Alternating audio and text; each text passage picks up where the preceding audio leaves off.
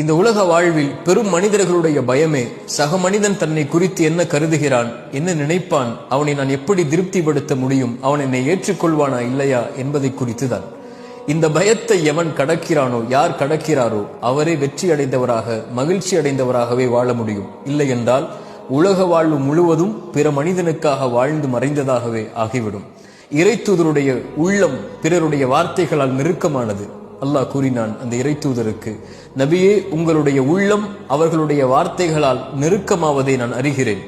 நீங்கள் அதை குறித்தெல்லாம் கவலைப்படாதீர்கள். அதற்கெல்லாம் நீங்கள் பதிலளிக்கவும் தேவையில்லை. என்னை புகழ்ந்து விடுங்கள், என்னை சிரம்தாழ்த்தி வணங்கி விடுங்கள் என்று இறைத்தூதருக்கு இறைவன் அறிவுரை கூறினான். படைப்புகளை திருப்திப்படுத்துவது உங்களுடைய நோக்கம் அல்ல. படைத்தவனை திருப்திப்படுத்துங்கள். படைப்புகளை படைத்தவன் திருப்திப்படுத்துவான். நீங்கள் இறைவனுக்கும் உங்களுக்கும் நல்லவராக வாழ்ந்தால் போதும். யாருக்கும் அதை நிரூபிக்க வேண்டும் என்ற